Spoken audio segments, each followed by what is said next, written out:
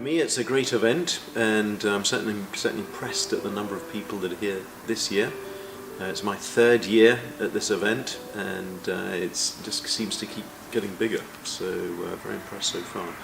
I'm very much interested in the in the content matter. Certainly what we had yesterday in terms of acquiring evolution of sort of face-to-face versus online payments, and certainly from our side it's very interesting to see the changes that are happening now and that will continue to happen with things like NFC and mobile commerce. So from our perspective, interesting time, and well done, it's a very interesting event.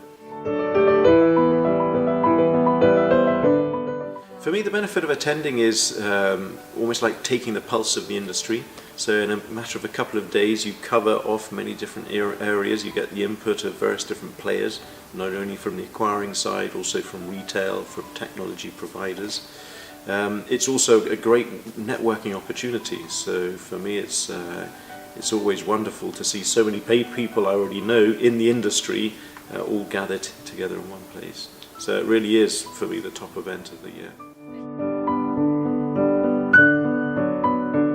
From my perspective, acquirers need to be very much in the whole NFC experience. They're at the heart of it. They're the people who control, in many cases, the acceptance environment, or if not, they're working closely with retailers who have their own systems.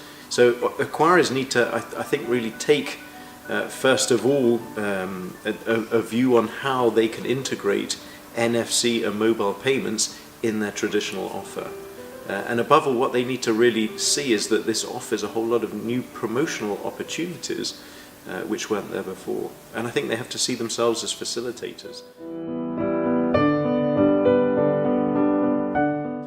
For me, what we need to think about with all these sort of mobile acceptance solutions is the overall consistency of the payment experience. So for me, it's slightly confusing. On the one hand, if we're teaching consumers that they should always be using a chip card, they should be entering their PIN, suddenly to tell them, no, we're just going to swipe your card with a basic reader.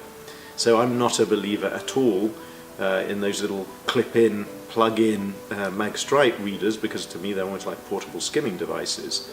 If you have a solution like that, you need to focus very much on providing all the sort of back-end infrastructure with cryptography from the reader directly through to the payment gateway itself.